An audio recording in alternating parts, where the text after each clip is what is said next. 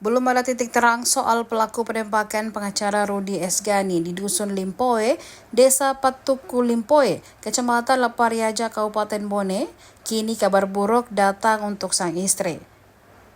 Istri Rudi Esgani, Haja Mariam, mendapat masalah baru gegara ucapannya dalam sebuah podcast YouTube bersama Tajuddin Rahman.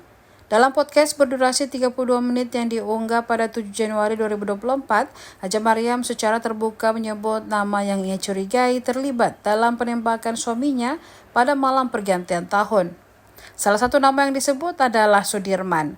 Ada momen saat Tajuddin menyebut sosok yang selalu membawa senjata burung. Haja Mariam langsung menyebut nama Sudirman.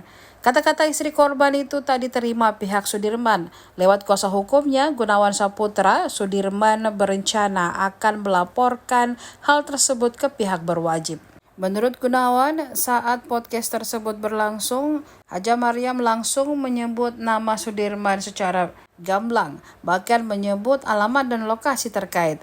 Hal tersebut ternyata berdampak kepada kehidupan pribadi keluarga Sudirman.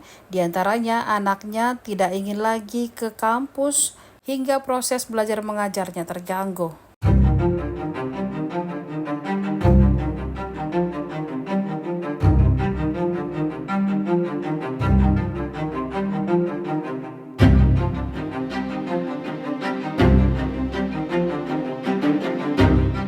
Download Tribun X sekarang, menghadirkan lokal menjadi Indonesia.